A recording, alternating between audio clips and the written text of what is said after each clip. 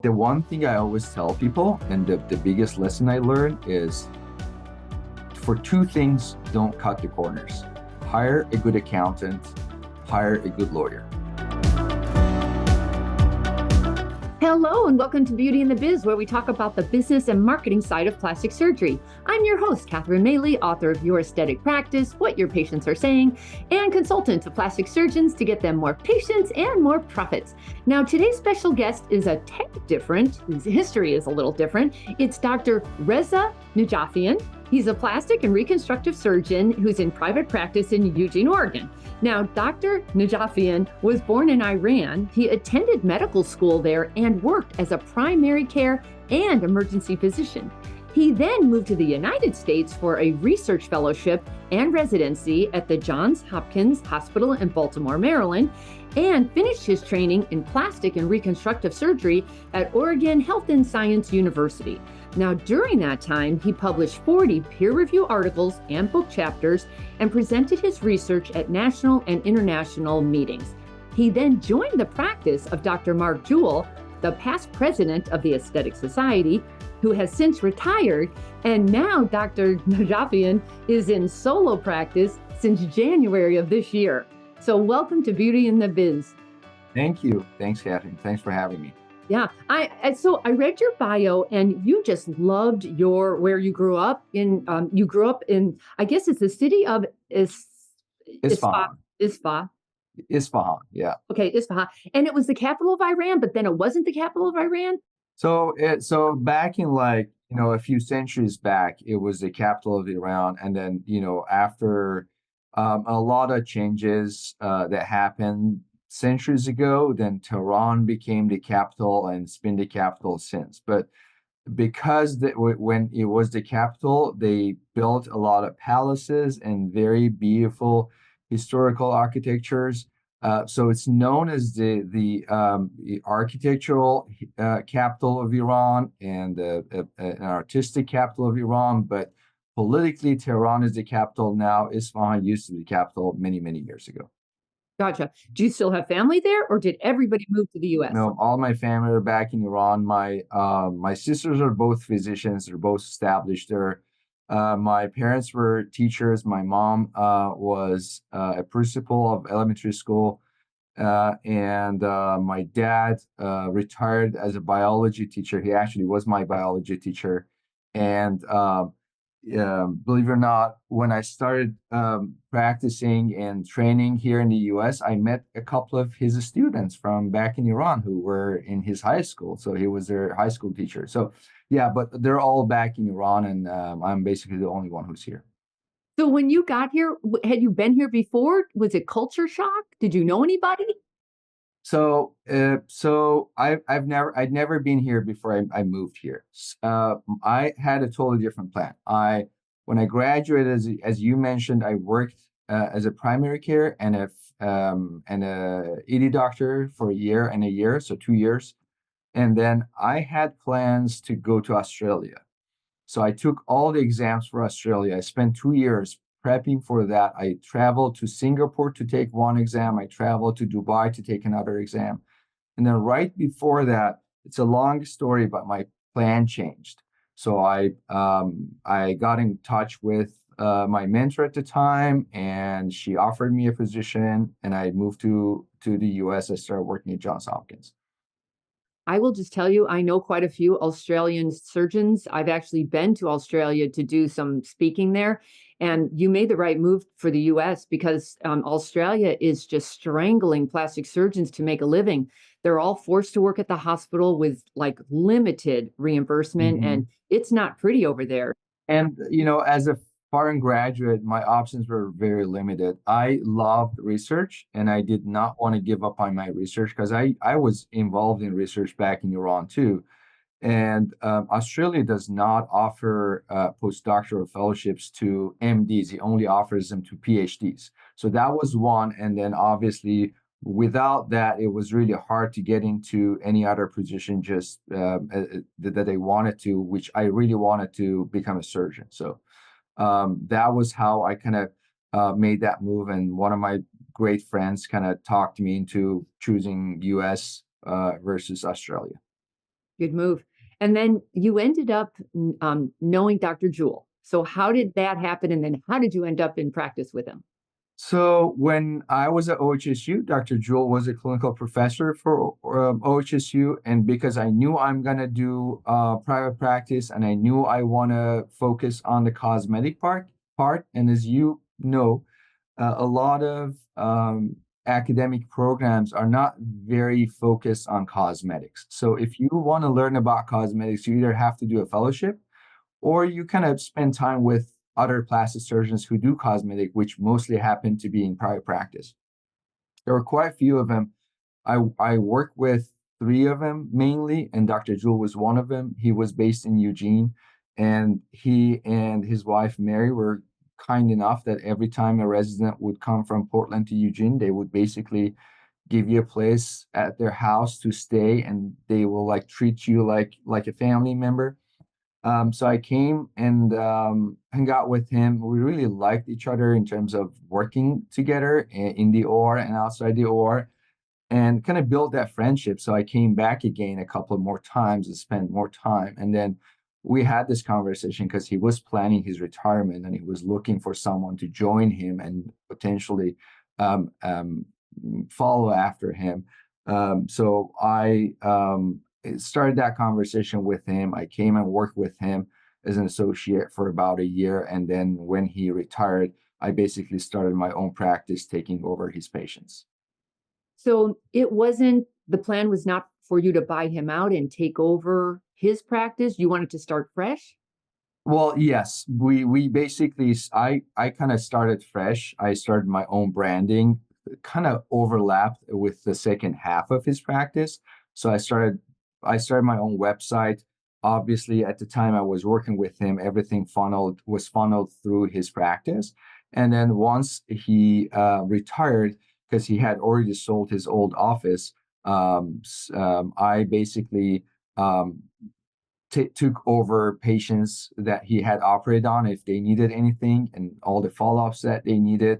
And then I started my own practice basically. But I only did that for the surgical part of it. Dr. Jewell's daughter started her own medical spa part of it. Did anybody keep the website? His website, he still has it, but he's mentioned that he's retired, and if anyone needs it, kind of like they can call the office. The old number gets redirected to the new number. Well, I saw that page, but I thought he's been around for 44 years. If he's had that website for 44 years, Yeah. I mean that's really good SEO stuff for Google. So I thought, God, if there was any way you could grab some of his assets, like one would be the URL. Yeah, well, so the URL was under his name. It was not like a general name, and if you wanted to change it, it would have been a little more difficult. No, just redirect it. Yeah, yeah, yeah. But because he's still like doing some consulting work and he still wanted to have that online presence. So he kept it. I had started my own. And as a matter of fact, I am in charge of everything about my website. I designed it, I maintain it. I have an SEO company that helps me with the optimization, but the rest of it, I take care of everything. Right?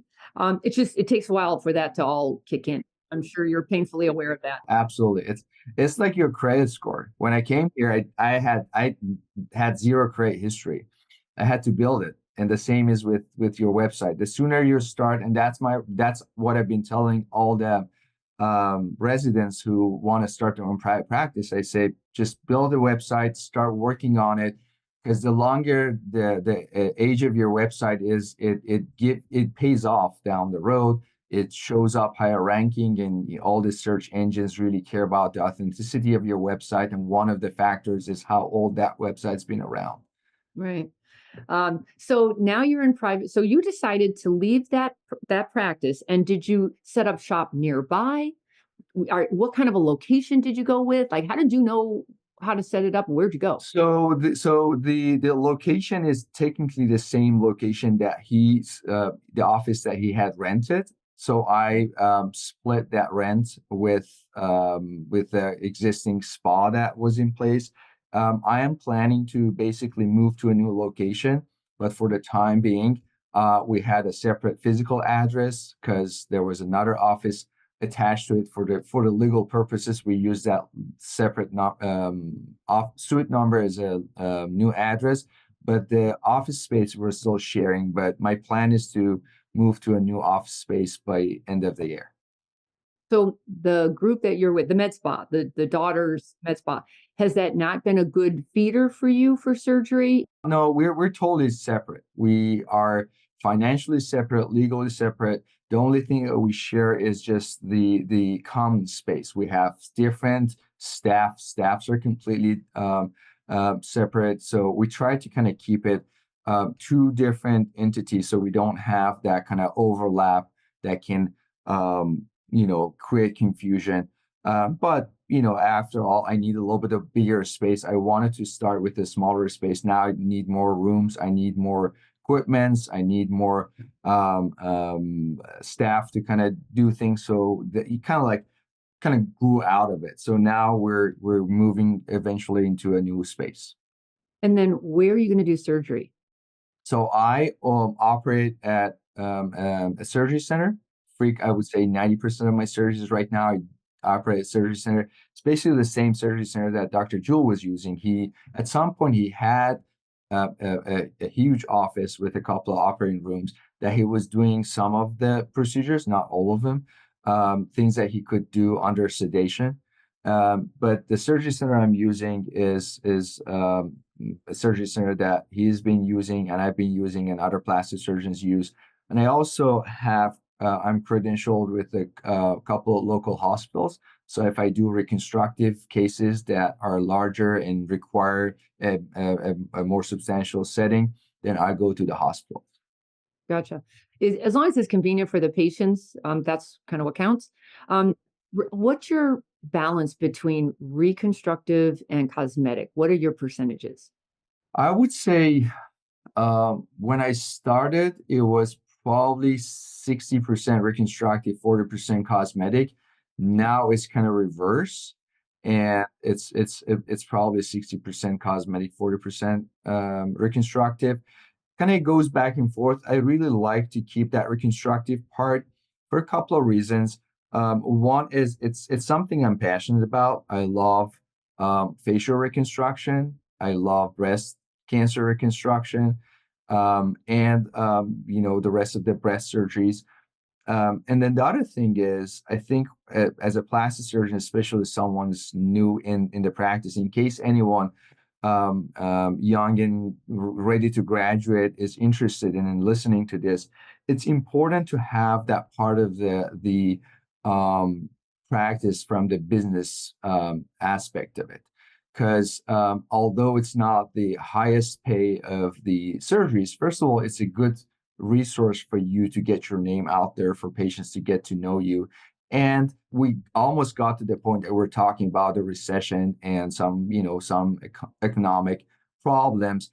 Cases like that or assume like COVID, that if anything like that happened, these are some procedures that can keep your practice alive and keep you going. Again, besides the other incentives that if you enjoy, taking care of someone in the hardest part of their lives, dealing with like breast cancer or facial trauma or facial reconstruction, that's another incentive. So I always want to keep that part of my practice. How difficult is it to balance both? It's, to be honest, the most difficult part is dealing with the insurance companies. They are very, very difficult to work with, and talking to people who've been, doing this for years, I've heard that it's getting worse and worse. So I don't know how sustainable this is going to be. Patients are lovely. It's so rewarding to see them. And by doing that, you basically diversify your patient population. But the hardest part of it is dealing with the insurance companies. And the only thing that can basically be the breaking point, and I'm like, okay, I'm gonna cut the cord, is if I feel like I'm wasting too much time dealing with the insurance dilemma. Other than that, I really love those procedures, and I love the rewarding part of it with patients and patients interaction. I bond with a lot of our patients in terms of, because again, they come to see you in the most vulnerable part of their life. And you are the biggest hope for them to get them back to where they were before the cancer or before the trauma or all that kind of stuff. So the procedures are very rewarding. The insurance companies are terrible to work with.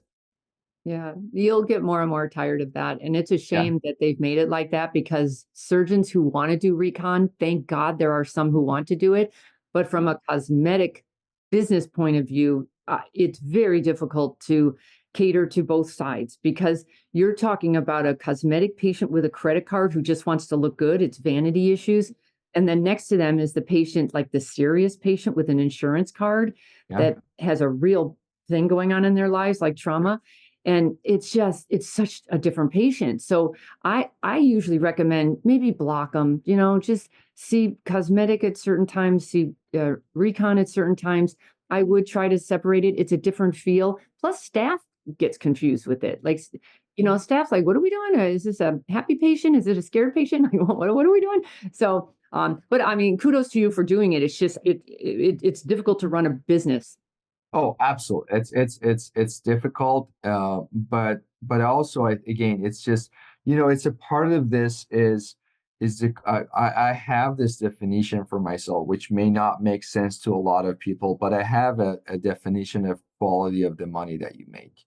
And, we every now and then we see patients that I'm like, there's no way I'm going to operate on this patient because, if whatever money you generate through that operation, they're going to make you suffer for that. And on the other hand, it's something that just makes you feel good. And you're like, yeah, I mean, I made a change, and they come back and they're so happy, and they kind of elevate your feeling about what you've done and what you can accomplish. So yes, there's a balance between the financial and business part of it, and the whole practice in terms of how you run your practice and things you want to do and things that make you feel good. If you look back at a lot of the older plastic surgeons, basically this is the path everyone takes. To start with a little bit of mix of everything, and then you slowly kind of, as soon as someone is there to kind of take it over from you, then you can do that. Right now, the closest academic place to me is Portland. And from what I've heard from patients, their first consult, obviously not for anything urgent, but the first consult they can get is 2028. Oh my God. So there's a huge backlog of patients that, I can take care of and help them not need to travel all the way to Portland and wait 3 years or 4 years before they can actually see someone. So they say can see if they can even get that surgery or not. Wow. By the way, how helpful was it to do a fellowship in a private practice for a cosmetic practice? I just think that would be invaluable for you to get the real story of this is how you do it, especially with Dr. Jewell, and his wife was very involved and was always at the meetings speaking. So I mean, when you have a wife that knows this business as well as she did, that's such a asset. Did you learn a tremendous amount, and would you recommend everyone else? So I just for the records, I did not do a fellowship. I basically came and joined him as an associate. So I Gotcha. worked with them, but obviously that doesn't mean that I did not learn. I learned a lot, and the good thing was we had a lot in common. The way we wanted to run our practices, the way we approached our patients, the way we approached the business part of it, it was pretty much the same. And I kind of like when I started my own, I took all that knowledge and all this stuff that I learned from them, which was, as you said, invaluable. It's just like all these years of, and they're just so great in terms of sharing that with you and being open to talk about things. And then I kind of upgraded it to the way I wanted to do it, because obviously everyone has their own style, everyone has their own way of doing things. So I took all that knowledge and experience, and I just kind of like add a little bit of touch up to it, and it started my own practice. But it's great. I did not want to do a fellowship, but one thing I tell all my friends or residents that work with me was, if you do a cosmetic fellowship, You can learn surgery from anyone. Learn surgery, that's not a problem. Learn how they run their practices because no one teaches you in the residency how to deal with that. That's what I would tell them. I'm like, just, yeah, spend the time with the surgeon in the OR, but spend the time with the office manager. Yep. Ask them, write down, get all the numbers, get the name of the companies they work with. Ask them about what they would have done differently. Ask them if it was right at the beginning of their practice, what they would have done. Ask them about all the like roadblocks that they had to deal with and all the things that they have done wrong and things that they have done right. How to hire, how to fire, when to fire, what makes money, what loses money. So that's the biggest thing. Because as a resident, you are never trained on any of these. Because when you're in an academic setting, so almost no one quits a private practice to go to an academic center. It's almost always the other way. People work with academic, they get tired, they go here. So most of the people who are in academic center, they have never had their own practice. So they don't know to teach you, right? But I did the same thing when I rotated with plastic surgeons in Oregon, including Dr. Jewel. That was my thing. I was asked them about all this. What EMR you use? Do you like it? Do you hate it? What do you like about it? How much are you paying for this? I asked questions, said, I know it's personal, but like, how much do you charge for this? How much do you charge for that? Well, what's your return? What is your overhead? What's the biggest part of your overhead? So all these questions, because you have no idea. And I asked all of those. And when I started my own practice, there was still a lot of unknown that I learned about. Some of them the hard ways. Most of them I was kind of prepared for it. And it's important to have those resources around you and have done your research. Can you think of like the top two or three tidbits that really helped you go out on your own? The one thing I always tell people, and the biggest lesson I learned is for two things, don't cut the corners. Hire a good accountant, hire a good lawyer, and then start everything as early as possible, including your website and your social media presence, because those take time. And that's what really, really helped me. I read a lot of books. I did a lot of research. I read a lot of papers.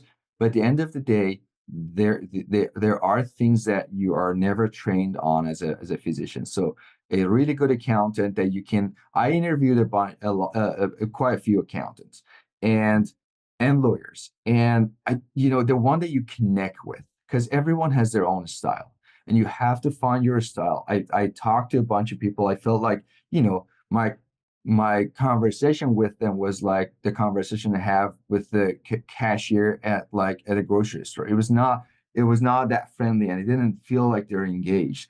And then when I found someone that I felt like, yeah, they're going to be engaged, they're going to be really responsive. Those were the one that I picked, and they can really, really help you to kind of build it because you want to build it the right way from the scratch. It's easier to build slow, but the right way versus just rush into it, do a bunch of things you have no idea, and then go back to fix it. I also recommend working with vendors who actually understand this industry because you don't need to pay people to learn your vertical. I like people who specialize. Like that's why I've always specialized in just the business and marketing of plastic surgery, not dentistry, not orthopedics. I only Exactly. do plastic surgery. I can shortcut this much faster than anyone else because I live and drink and eat it. I'm not dabbling in plastic surgery. Exactly. No, exactly. That's so important because uh, and here's another thing.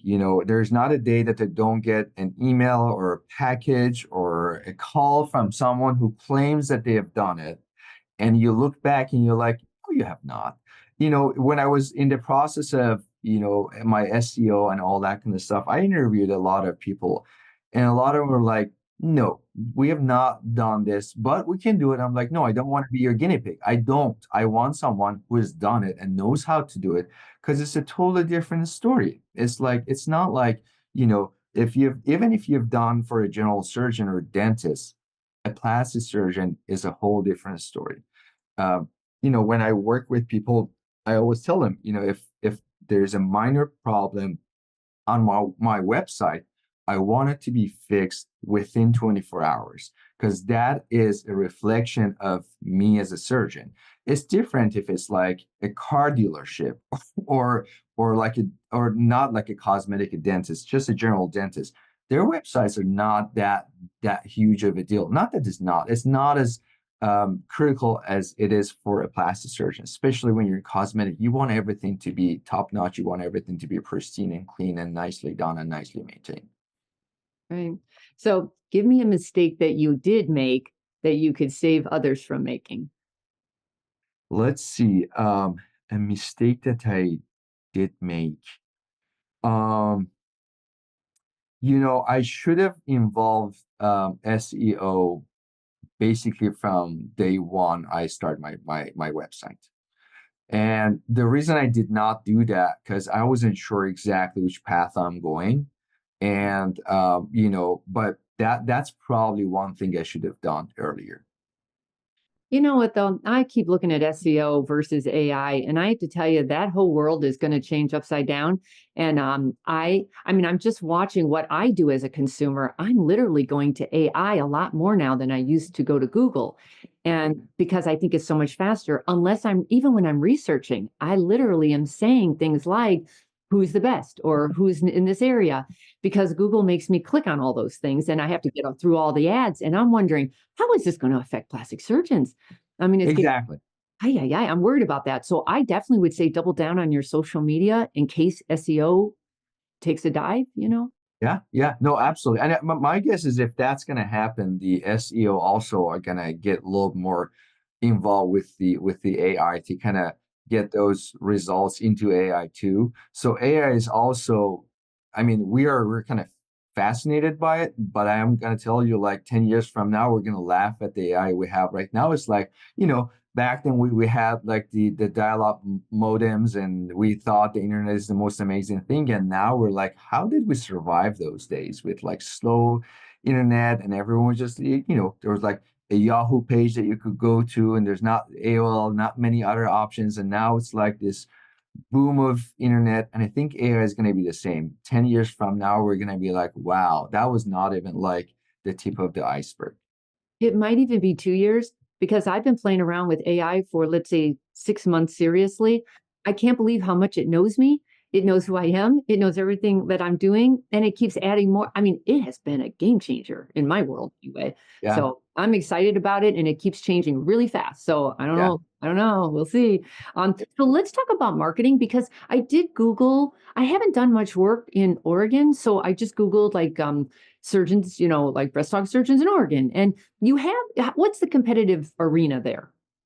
So Oregon, has quite a few plastic surgeons. And interestingly enough, somehow Eugene happens to be one of the kind of hubs of plastic surgery in Oregon. I have patients who come to see me from Eastern Oregon, which is 7.5 drive.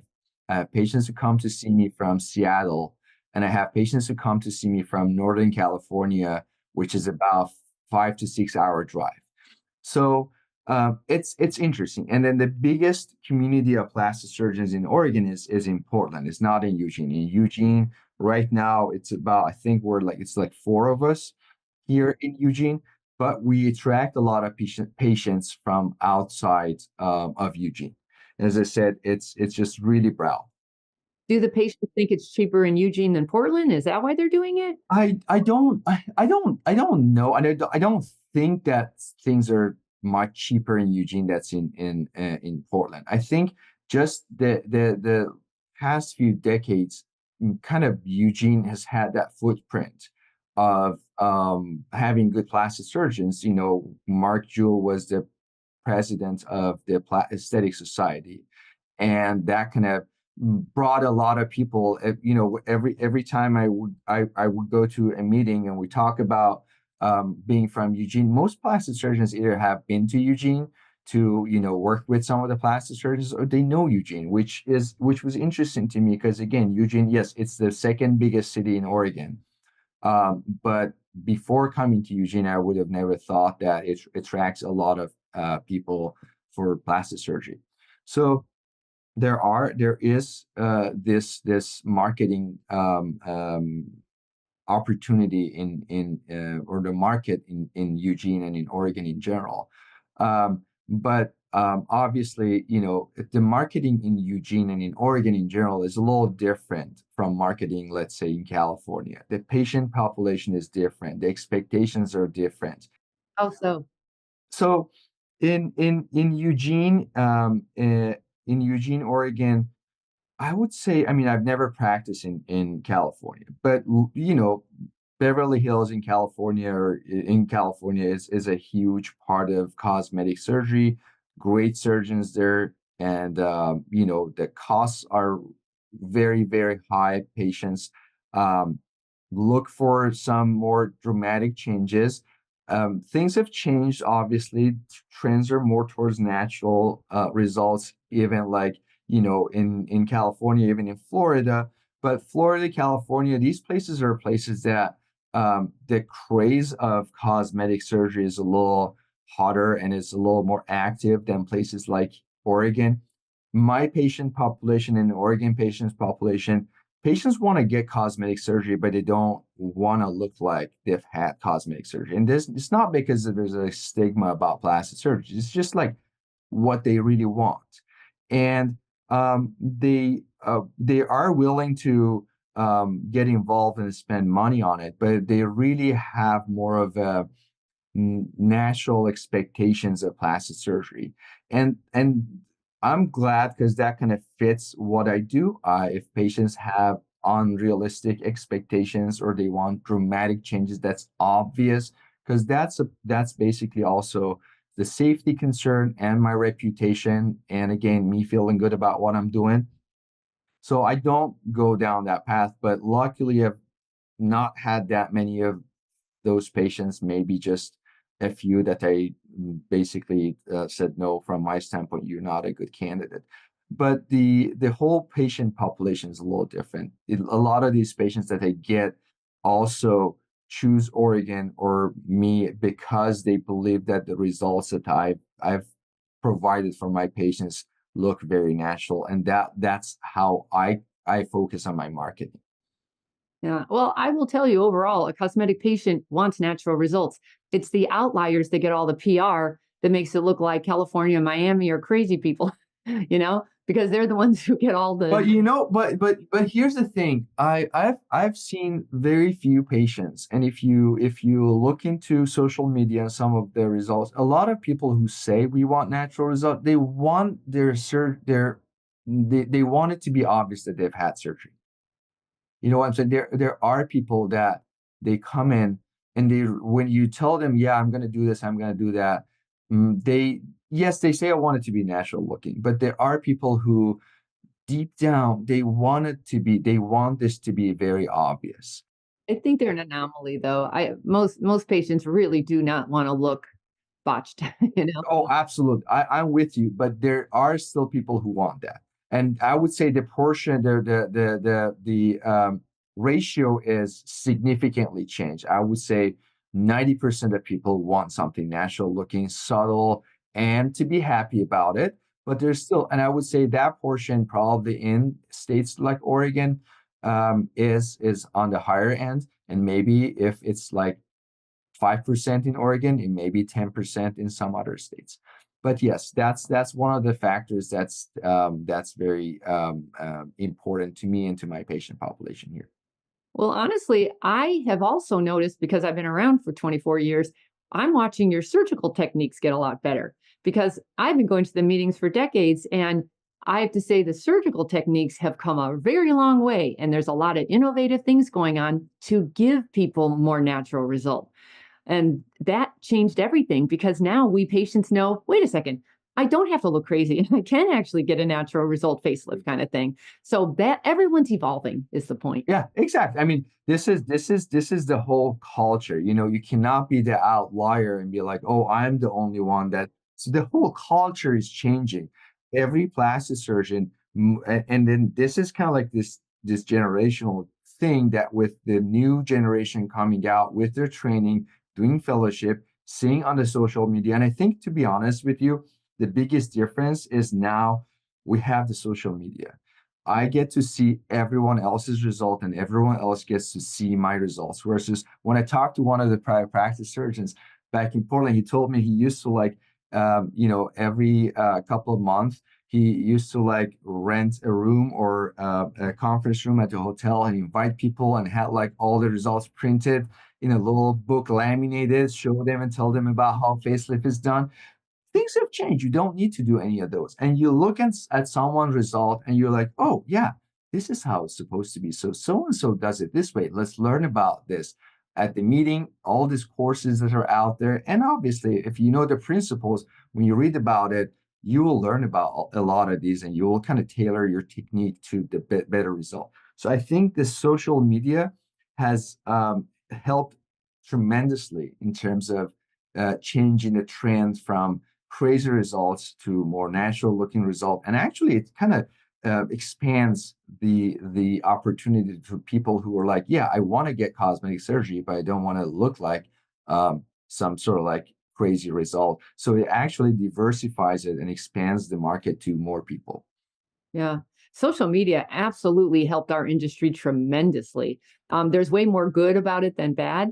And it just made everyone more educated and a lot more stigma was minimized. So, I mean, everyone I know that we talk about it all the time, but I'm also in the industry. So it's so second nature to me. I don't think a thing about it. I mean, imagine like maybe like, I don't know, 10, 15 years ago, Botox was A like big deal. something that if you wanted to make fun of someone that like, oh, they're like, you would talk about, oh, so and so has done Botox. Now almost everyone, it's like a routine thing. It's a part of the package for life. And people talk about it. And it's not limited to just women or some men. It's like, it's just a self-care. It's a part of self-care. So it's changed. Things have significantly changed. Do you find now that the new people are coming out, was there any discussion about general anesthesia versus local anesthesia for cosmetic procedures? And do you find the patient trends are more towards local if they can have it? So here's where I stand with it.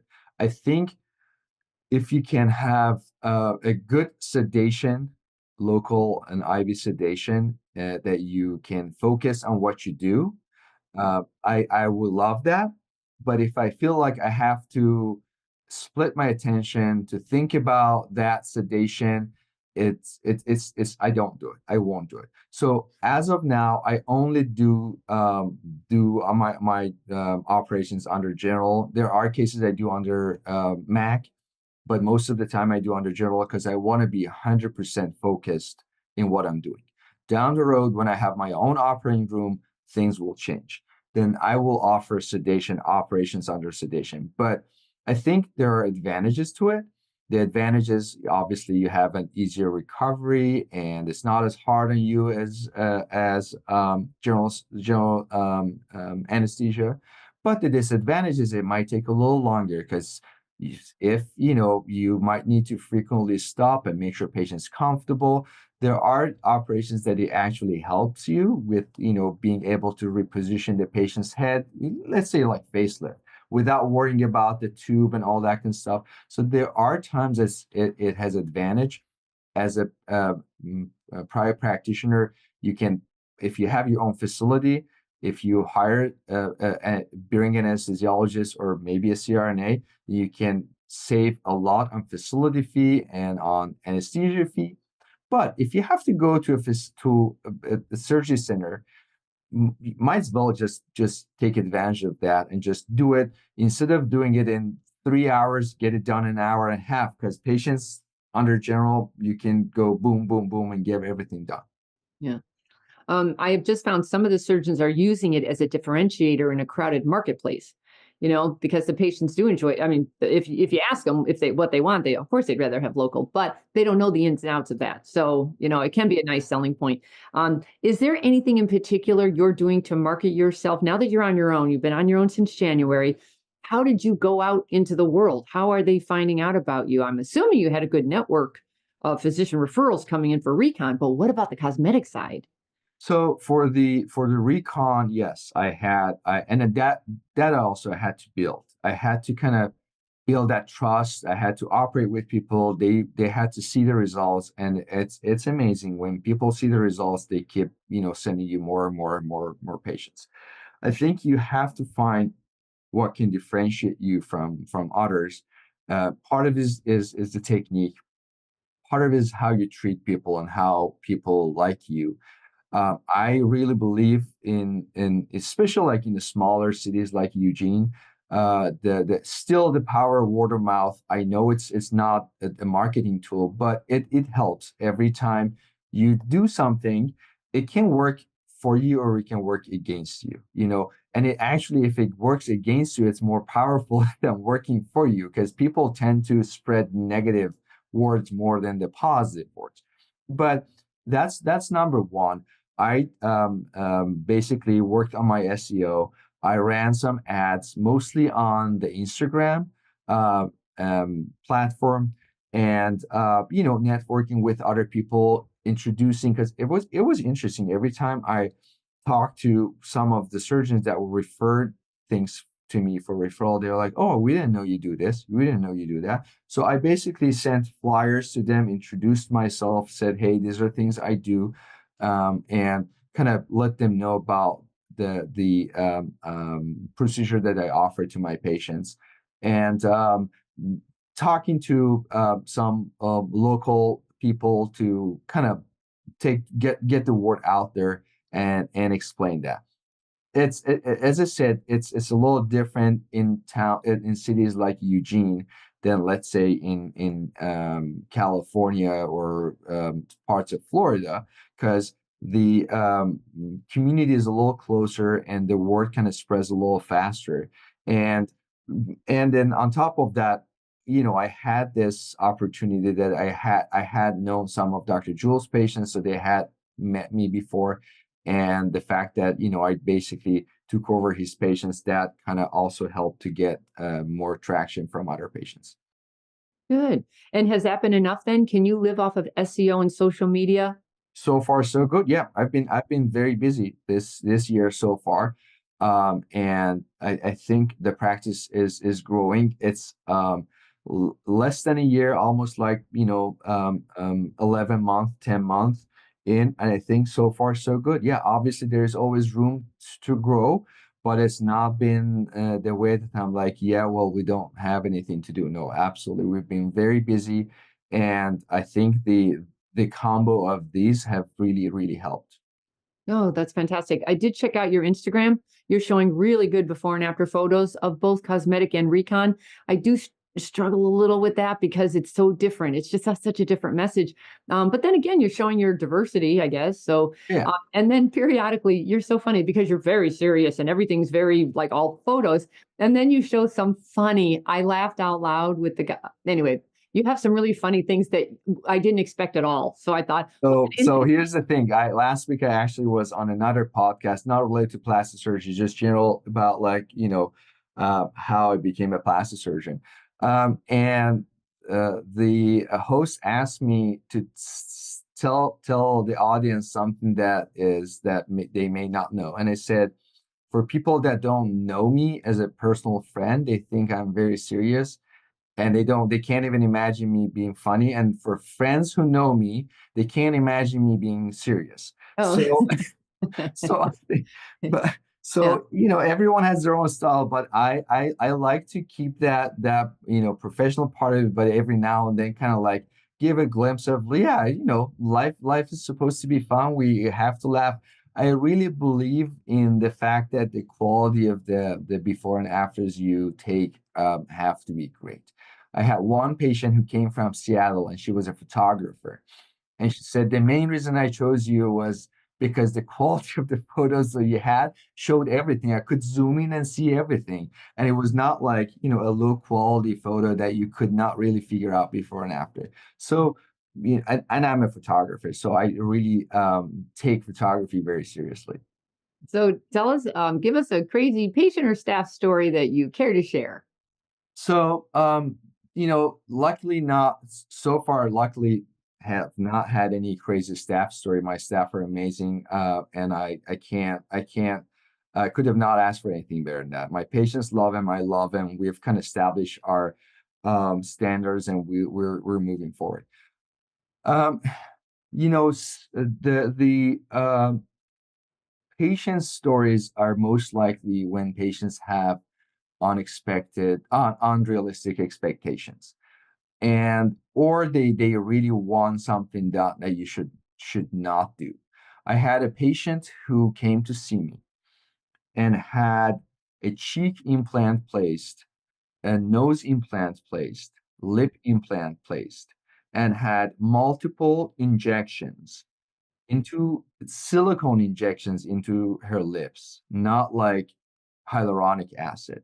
And what really, really kind of disappointed me was that most of this was actually done in an academic center by an academic Oh my God. facial plastic. So she came in and she wanted more. And I said, no, you have already deformed your face. And if anything, you need to just go back. You just have to take this because there are things I never recommend. I never recommend or do putting like cheek implants because it's just like the most scary thing because you go from a contaminated area, you put the implant in, it doesn't look good, it doesn't age with you. Anyway, that's like a no-no for me. The same deal with like putting a silicone implant in the nose and injecting silicone into the lip.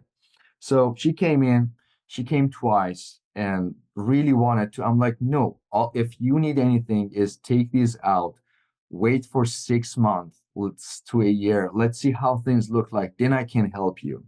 But she was not happy with that. She ended up going back. I said, go to the surgeon who did this, have him remove this because I don't want to be involved in it. And then she got that cheek implant removed and then obviously got an abscess in her face. And she got what she said. I mean, I don't know the both ends of this story, but she sent me a photo of being in, with this abscess in her face. And she was not from Eugene. She was from in a city around here. And I was like, well, you got to go get this taken care of. And she's like, well, the surgeon who did this is not answering my phone.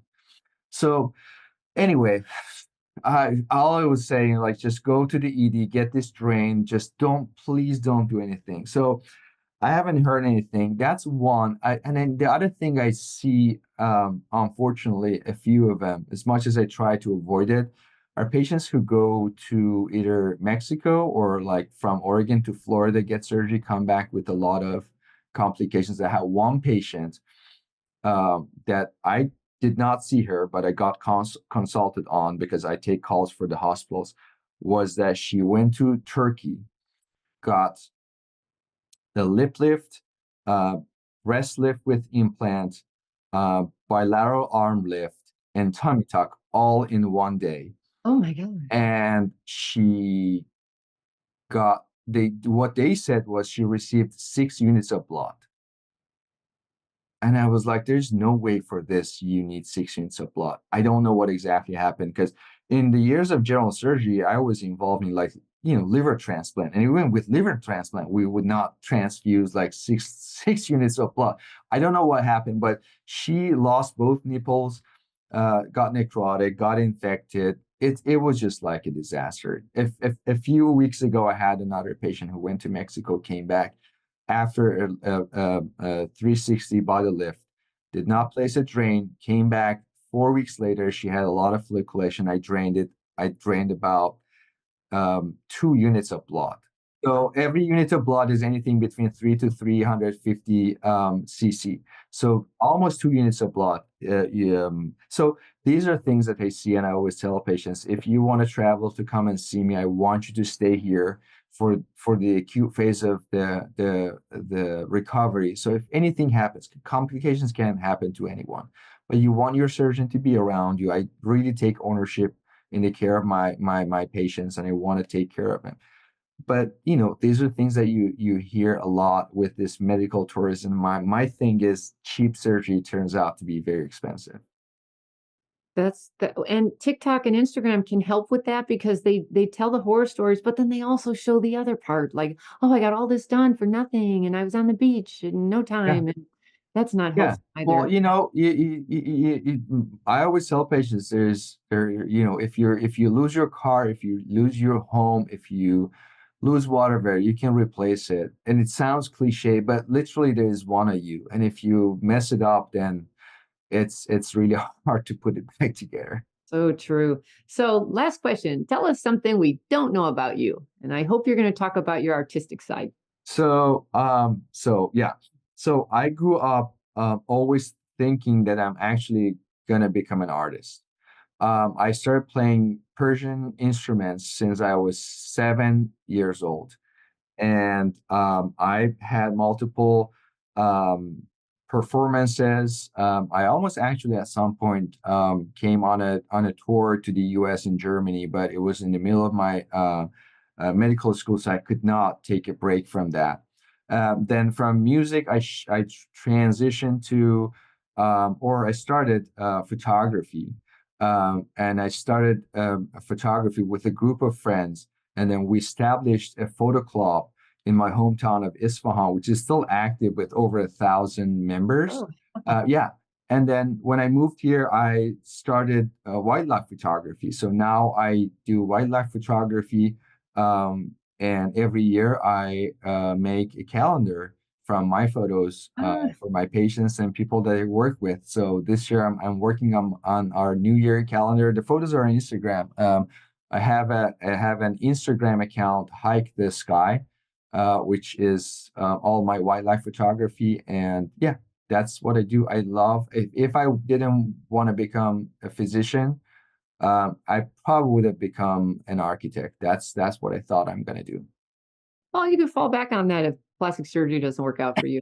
You Too know? late. so, so how would people get a hold of you if they wanted to get in touch? I mean, Instagram, I'm very responsive and I answer most of the messages. And obviously, What's your handle? it's Najafian MD, Najafian MD.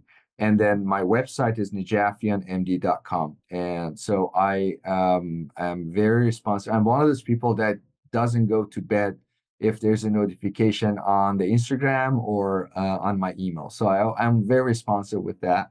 If anyone needs anything, happy to help and answer. Thank you so much. That's because you're still new and hungry.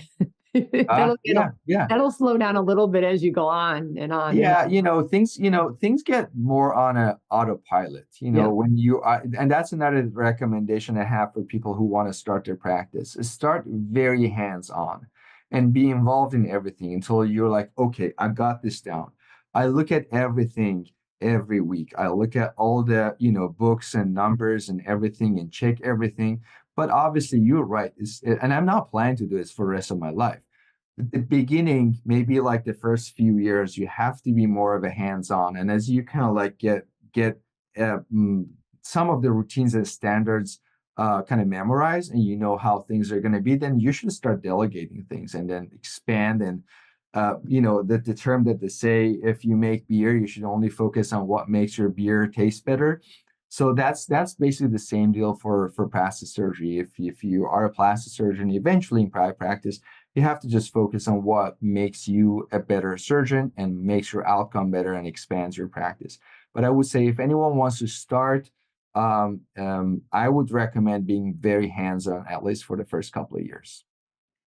And never let go of the money part of that. You've got to know your numbers and don't I just it's not trusting people, it's holding people accountable Yeah, and letting them know you're still watching. exactly. I mean, so I just want to give you a few examples. Like a few times, you outsource things for people to do things for you, and I never put anything auto pay. I never put anything on auto pay. I always look back, and I cannot tell you how many times I saw. I mean, it might be just an honest mistake, but I've seen things. I'm like, this number doesn't make sense. Can you send me the detail? I'm like, oh, sorry, fixed it. This is so and you're right. You want to set the standards so everyone knows that at least when it comes to you, they have to be more careful with billing you and sending you the invoices. Yeah, you just don't abdicate. You just keep an eye on things. Exactly. Um, Thank you so much. It has been a pleasure. I'll be watching you in your career. Absolutely. Thank Yeah, you so much. I appreciate absolutely. you. Thanks for your time. Absolutely. Everyone, that's going to wrap it up for us today. If you would so kindly give me a good review or share and subscribe Beauty and the Biz to your colleagues and staff. They can watch it as well so we can grow the audience. And if you've got any questions for me, you can leave them on my website at catherinemaley.com. I also offer a complimentary consultation for now. I'm actually going to start charging soon, so you better take advantage of that. And then if you have any questions on Instagram, you can always DM me at Catherine Maley MBA. Thanks so much. We'll talk again soon. The fastest way to success is to model other successful surgeons who have what you want, but you can only see their results, not the path they took to get there. So you continue to jump from one thing to another, hoping to find something that will work for you too. But it rarely does. So try this shortcut instead. It's guaranteed to move you forward. I compiled my intellectual property to grow cosmetic revenues, everything I've gleaned over the years, into one playbook of the most successful practices and what they do to win. Go to cosmeticpracticevault.com and let's grow your cosmetic revenues.